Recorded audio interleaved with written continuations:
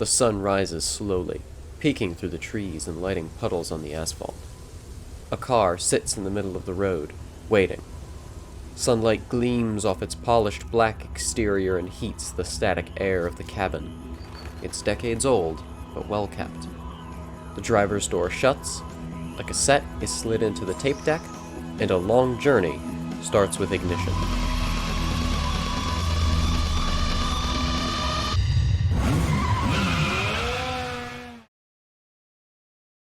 Gran Turismo is a series that's both important to the industry and close to my heart. Beginning in 1997, it has repeatedly set the benchmark for engaging simulational video game driving, gaining extensive critical acclaim and financial success along the way.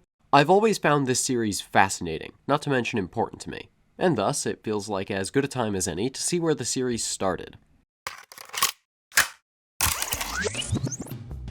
Gran Turismo has two modes: Arcade, where you pick cars and tracks without consequence, and Simulation, where you simulate. After completing license tests, which serve as tutorials for the game's mechanics and feel, you buy whatever car you can afford and start racing. Progressing through sets of races furthers your driving career and gets you money, which you use to get new cars and tune up old ones. Use your new cars and old cars in further races to repeat the cycle. This progression cycle is a couple decades old at this point, and hasn't really changed since. And why would it? Polyphony Digital struck gold here. The cycle is engaging and uses the simulational aspects of the game to hook you. By nature of its genre, the Gran Turismo series is bound to lose a few people. Racing games that lean more on the effortless arcadey gameplay style are often going to net more attention than a simulator. However, Gran Turismo eases the player into the simulational aspects of progression by making you interact with them early on, and thus get the hang of them. License tests acquaint players with the game's physics, serving not only as tutorials, but as challenges in and of themselves thanks to the medals. Once you have a license, you have to buy a car. New cars are being showcased. You cannot afford them. You have to buy a used car. The used car menus are kind of weird and user-unfriendly. You have to focus on each option to see the stats and appearance. This forces you to comb through your options and take note of what cars have the best stats. This isn't perfect though. Even with a logical justification, the process is still tedious, and with every manufacturer having their own used car dealers, it becomes pretty dull to try making an optimal purchase. This is something of a running theme with GT1. It's good, shockingly good for the time, but needs further iteration to reach its true potential. Case in point, the game's aesthetics. Gran Turismo, as a series, has always tried to have a distinct aesthetic. From music to menu design, circuit appearance to specifics of the car roster, hell, even the start countdown. It's all designed to have a feel and flavor that sticks in your head. Gran Turismo 1 makes a strong impression with its audiovisual design, but is unfortunately undercooked in this regard. Why is that? Well, for one thing, there's the music, and in a shocking twist of events for me, I'm going to actually analyze why. Each version of Gran Turismo will be slightly different depending on the region it's sold in, and the American release of GT1 has a particularly unfortunate soundtrack change. While the intro music is fine, the menu music is a bunch of irritating MIDI loops. Every dealership has their own track, the vast majority of which make me want to leave said dealership. It's grating as hell, it's loud and annoying, and I can't hear myself think. I like this jingle though. No, take me out, I don't want to be here anymore! It also doesn't help that menu music often relies on similar sounds, which overall makes the sonic experience a soup of indistinguishable grating synths. And far be it for me to say this, since GT1 is before my time, but this music just isn't Gran Turismo.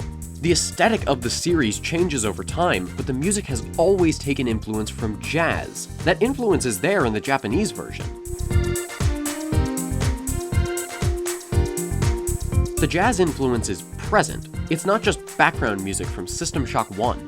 Thankfully, the in-game driving music fares a bit better. We've got music that belongs in Hackers,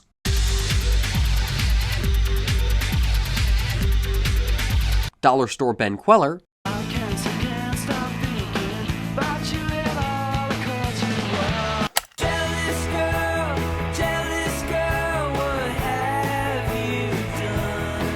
and there's one track with chimes that I actually quite like.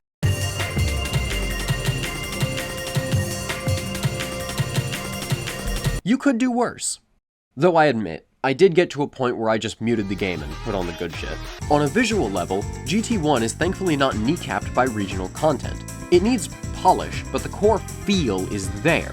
GT mode has a hub map, which in this game looks like a college town with no color cohesion with other menus, but it contributes to the feeling of making these menus into tangible places. Loading, saving, and browsing your garage are all done through a home space, which furthers this effect. Want to upgrade your car? Better go to the dealership where you bought it because they have the parts. Go to the car wash to wash your car.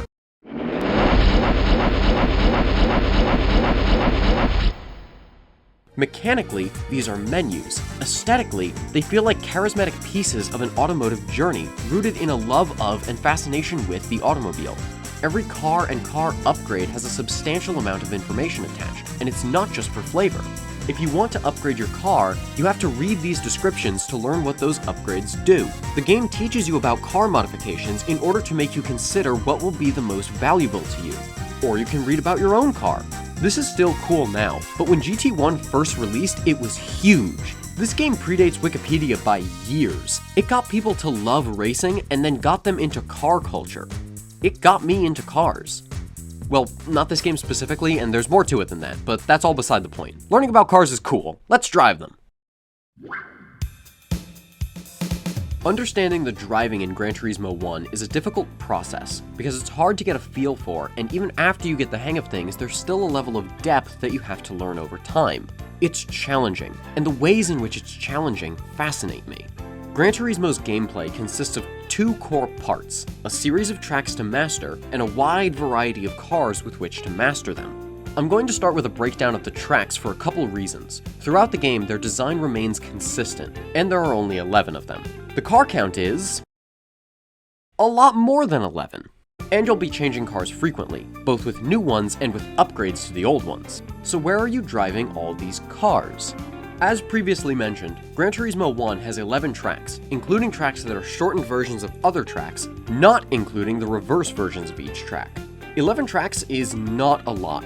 In the decades since Gran Turismo's release, the expected track count in racing games has gone well into the multiple dozens. Even games like Mario Kart 64 that were released in the same year had 16. A lot needs to be done with a comparatively small amount of road. In this regard, GT1 is so successful at delivering engaging tracks that teach the player how to drive skillfully that all of these tracks have continued to appear throughout the series, with many of them being in every subsequent title.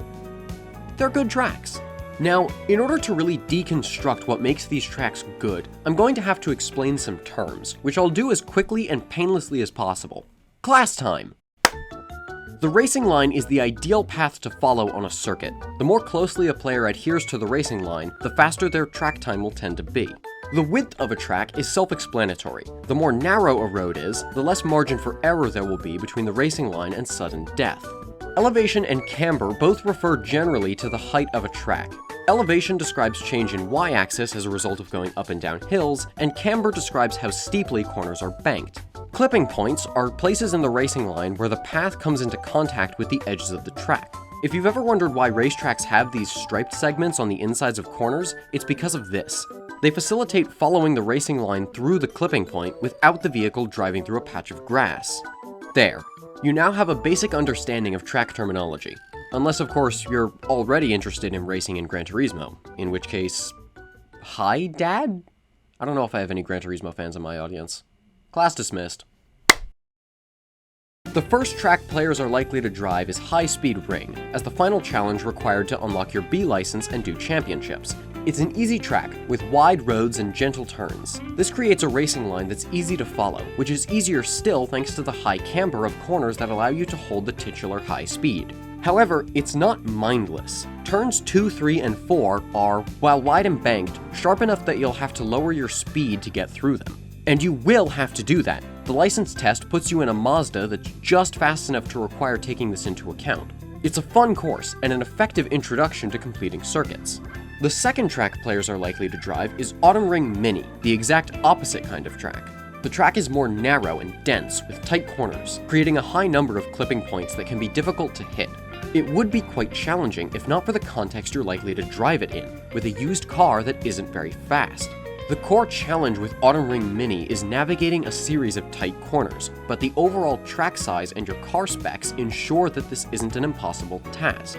Okay, well there's more to it than that, but that's for the car analysis. All of this also doesn't mean the challenge won't be there in the future. It's still a series of tight corners in rapid succession, and the faster you drive it, the faster you'll face these corners. This is an important element of track design. It's not just a setting, it's a level. It's a dynamic problem to be solved, and making the most of that requires a variety of potential solutions. Even as you progress through the game in different vehicles, GT1 pulls this off pretty well. Driving a variety of cars on the same tracks gave me a variety of lap times, but nothing feels like the wrong solution to the problem, only the wrong tool in specific contexts. Nothing is undrivable. One of my favorite design tropes in track design are winding roads, curved to the point where you have to be present, gentle enough that you can keep some speed, and complex enough that following the racing line is a rewarding challenge. To that end, Gran Turismo has this in spades. In fact, it's the series that nurtured this very interest in me. Tracks like Trial Mountain, Deep Forest Raceway, and the back half of High Speed Ring all feature this kind of track design. Trial Mountain in particular is just so good in this game. Like, Deep Forest has these sections that are so much fun, and I'll firmly defend the beauty of, but some of these curves just feel a little unsatisfying. The turns here, here, and here never really clicked with me. Trial Mountain though, oh my god, you start off with these high-speed corners, but then you go through a tunnel and it's the mountainous part. Turns 4 through 8 have a lot of sharp corners. When I worked the fucking deli in New York. Turns 4 through 8 have a lot of sharp corners with not much breathing room, and it took a while to get the hang of them. It contrasts the speed gain of the first part with a section about losing speed, or rather lowering your speed as little as you can while navigating these corners. Then you get through another tunnel and you're in the woods, which sadly isn't as pretty as Deep Forest, but it's still pretty and I get to go fast. This is then followed by a hairpin. Now, a little discussion on the subject of hairpins in GT1. They're the one part of track design that kind of bothers me, but for an interesting reason. Without getting too much into car analysis, sometimes your car will spin out. Hairpins are where this happens most often. Hairpins are everywhere. Hairpins make me very angry.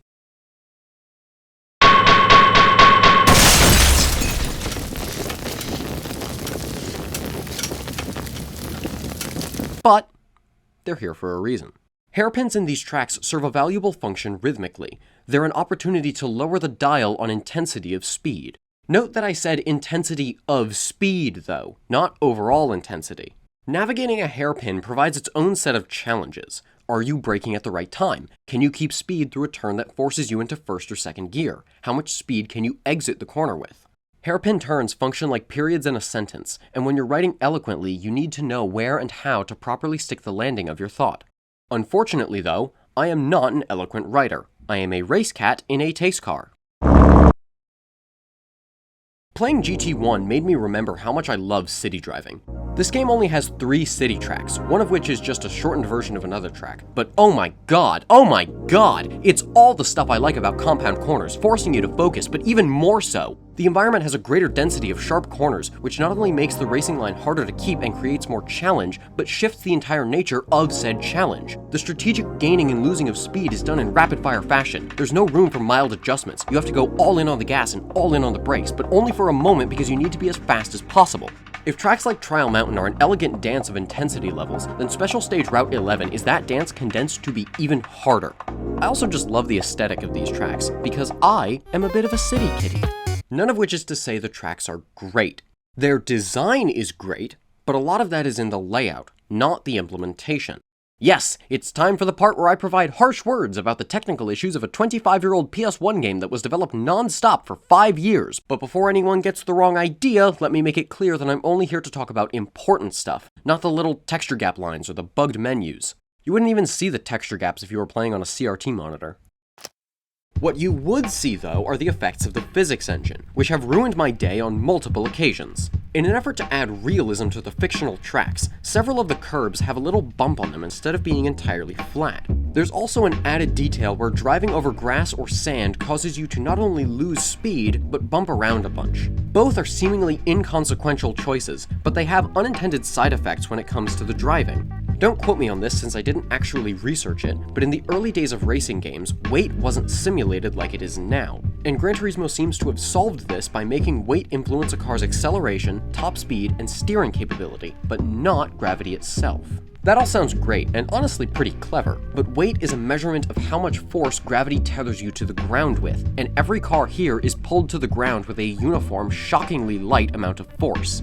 This isn't usually an issue, except when you hit an incline in any way other than head-on, like maybe a curb with a little bump. This creates problems that scale exponentially with performance. As the faster you're going, the more off the f***ing rails the car will go, and the less chance you have of wrangling it in. Though even if you succeed at that, it's still a coin flip as to whether you've doomed the race or not. This isn't just a weird tech issue caused by how I throw my car around. This can happen with clipping points on the race line. It makes the endgame challenges significantly more challenging, but in a way that feels neither fair nor manageable. Mastering cars should feel like a test of skill, and introducing that little extra bit of luck is a one-way ticket to putting a controller through the tube TV.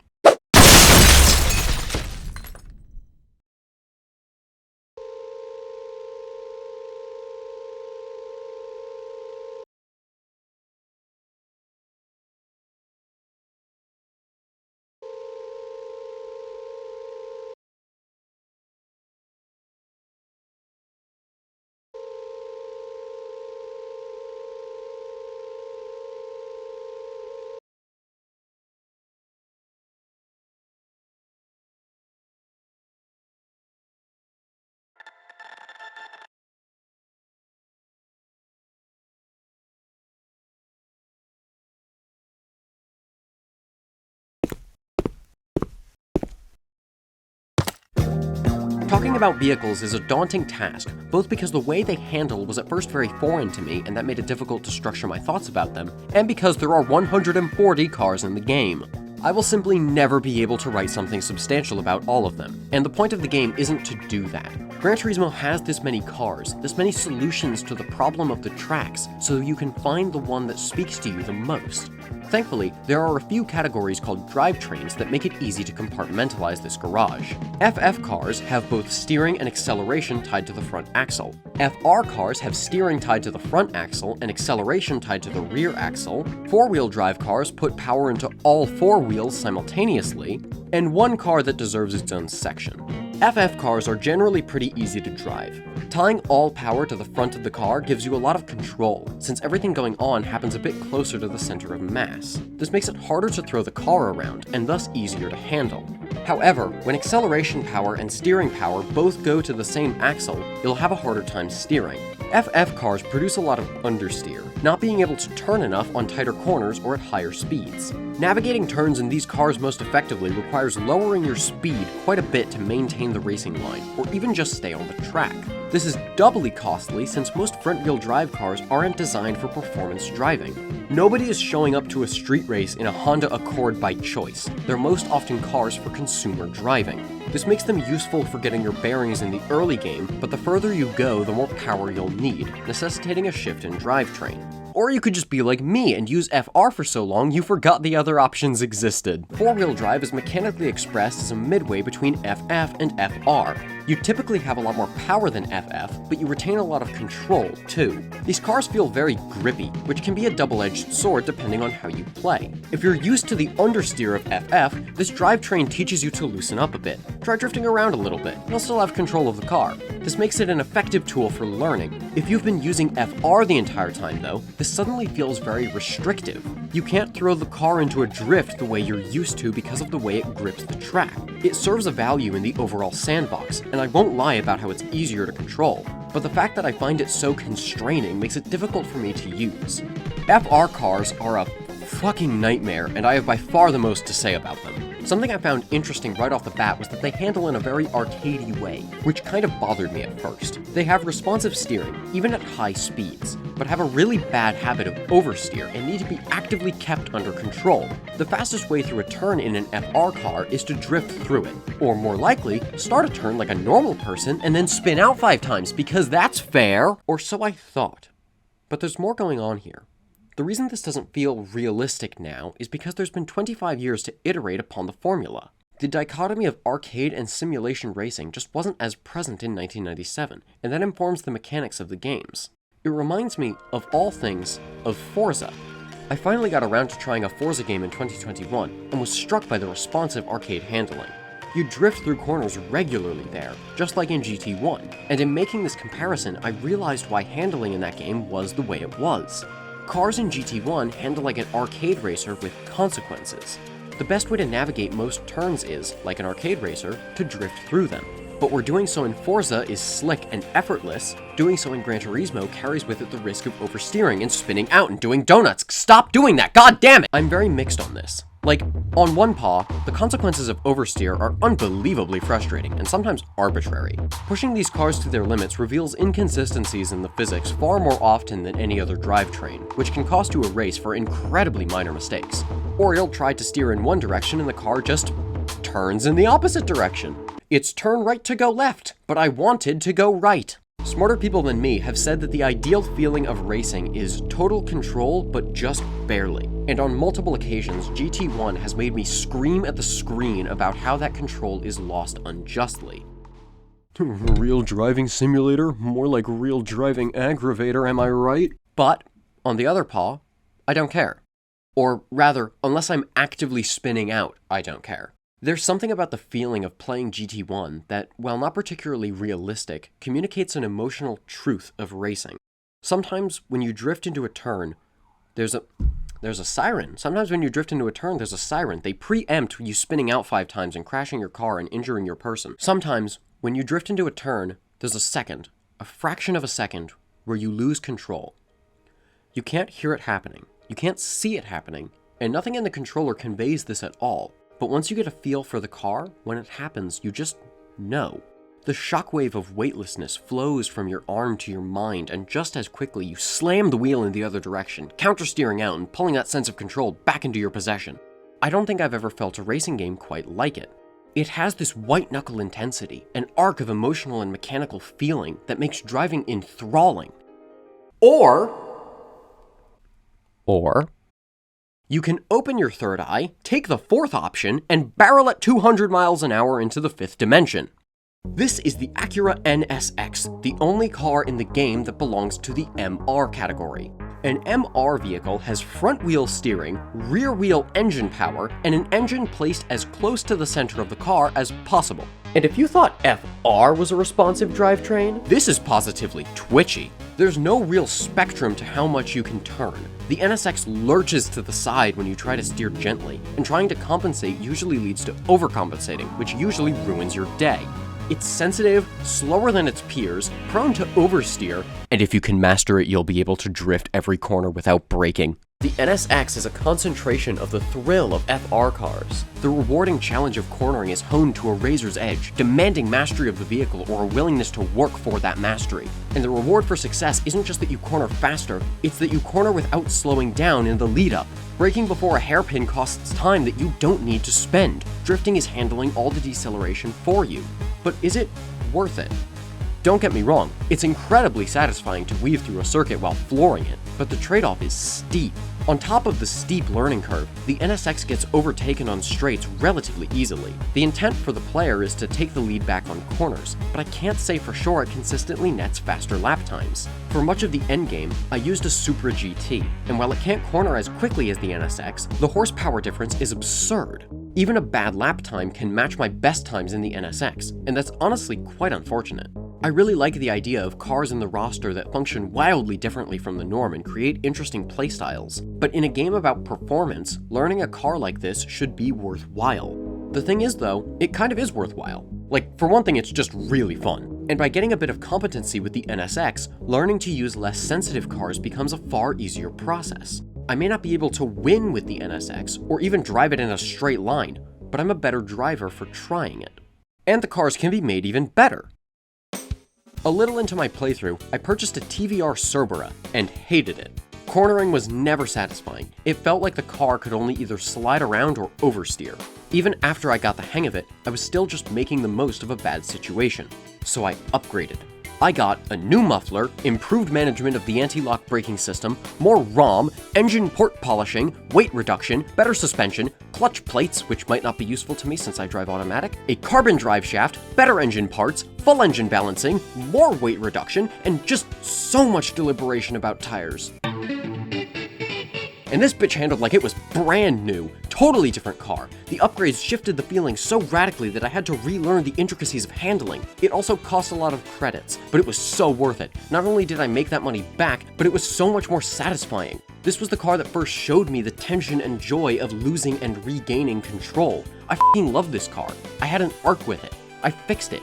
It's mine now. Damn it, I hate this car! I could have kept using this car into the late game, but I like the regular look of this car more than the racing modification. Every car has an alternate model you can purchase, which generally improves stats as well. It's a really cool feature, allowing you to turn any car you like into something with higher performance, and getting a new look to boot. It's also hilarious because the Subaru Legacy is a 4-door station wagon, and you can turn it into this.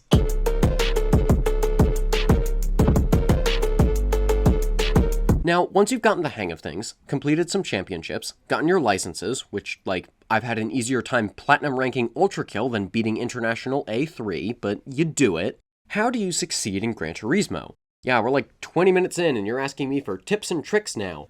Welcome to Locke's Gran Turismo 1 Guide. 1. Get your licenses. Those are important for not facing legal ramifications behind the wheel. 2. Buy a used car you like. I bought a 70 Supra 3.0 Turbo because it had good stats for a low price, but knowing you'll just buy the car from Initial D. 3. Complete the Sunday Cup like 5 times and sell your Mazda Demio prize after each run. This should get you enough credits to purchase a Dodge Viper. You might hate this. I sure do. The Dodge Viper oversteers like it aspires to be a Beyblade, but that number, that's a big number. 4. Do not upgrade your Viper. Instead, go to the Cup for cars with no upgrades. Do this once. It's not super hard since your stats are good, and the Cup rewards a lot of money. Several dollars. A few bucks. Substantial cash. The ol' 5. Once you have 500,000 credits, buy whatever taste car you feel is best. Don't get the NSX though unless you like pain. Congratulations, you've done it. With these vehicles, you'll be able to succeed at whatever championship you decide to do. Just learn the car, get in the zone, read the info tabs because they're fun, and ascend. In order to ascend properly, you have 4 official cups to complete and about a dozen special events. Many of these are, to be honest, unremarkable. They're assortments of good track design, usually with some twist like using a certain drivetrain or a car with no modifications. But there are 3 that are really worth noting. All Night 1, All Night 2, and Grand Valley 300 kilometers. The longest tracks in the game, driven for dozens of laps. These aren't just races, they're tests of endurance, taking over an hour to finish. In the case of Grand Valley, nearly 2 hours. These challenges add several new layers of depth to the game, retaining the fun of the core gameplay while changing it in interesting ways. If you're not alt-tabbed right now, you've probably noticed this little icon added to the UI. This is the tire quality meter, because tire degradation is now a mechanic in these races. The longer you use a set of tires, the less control you'll have. This forces you to use the pit lane to change tires. It's a simple economy. Tire health goes down, pit in to make it go back up. But there's an added element of strategy outside of the race itself. One of the car upgrades you can get is new tires, and these events give these options a reason to exist. Soft tires are objectively the best choice, giving you the best handling, but soft tires also wear out quickly. Hard tires are more difficult to drive on, but last quite a lot longer. This layer of strategy encourages you to really consider— Nope, just use soft tires. The handling difference is night and day. However, there's also a risk and reward element to tires, and I'm pushing my luck here. Changing tires takes time, and that could cost you, but the longer you let your tires degrade, the harder it will be to drive well. That could cost you a lot more. Damned if you do, damned if you don't. How far can you push your luck? That's the real test of Grand Valley 300 kilometers. Not can you win a race, but can you keep the lead? For 2 hours? It's not a race in the traditional sense. Using the minimap as a gauge becomes effectively meaningless as the gap between drivers grows. The challenge here isn't in getting the lead, but in keeping it. Catastrophic spinouts are already frequent, and the time commitment makes the stakes even higher, and tire degradation makes control harder to keep over time. And when the gaps between drivers get so wide, they can become impossible to close. This does, however, work in your favor as well. As you can see in this footage, the gap between me and the car closest to me is like half the track's length. Also, that's not the second place driver, that's the 6th place driver I passed twice. The 2nd place driver is the guy behind that. My doppelganger! Point is, if I drive well enough for long enough, even the worst crash isn't going to hurt me. Strictly speaking, this makes the race less intense, but it fits the pacing of the race. The first dozen laps are the hardest, but they have the lowest stakes. Your lead is minimal, and a big mistake could cost you everything. But you're also like, 7 laps in? Keep driving well though, and you'll find yourself with a lead more substantial than a 5-course meal. Great! But you better not relax. You're 40 laps in, and if you lose that advantage, that's an hour and a half of time lost. That dynamic keeps things intense, even in times of near certain victory. And that's where the real is when GT1 calls itself the real driving simulator. This game isn't realistic on a mechanical level, and frankly speaking, it needs improvements. But it's in that dynamic of intensity, that emotional effect, that the game succeeds. That feeling of never being truly secure in your position, mastery over the car and the course, slipping out of control for just a moment before wrenching it back and still spinning out because this game is so fair! These are all authentic feelings racing elicits. And all of it is bolstered by an aesthetic that's still coming into its own, but the appeal is there. It's an intense, stylish journey from consumer cars to some of the most powerful vehicles ever made. Even if that experience is just real to you, in that moment, that's still meaningful. And I'm not done. If you look up the number of games in the Gran Turismo series, there are more than one, and I'm going to talk about all of them, one by one. I'm putting this whole series under my belt. Consider this the first leg of a very long journey.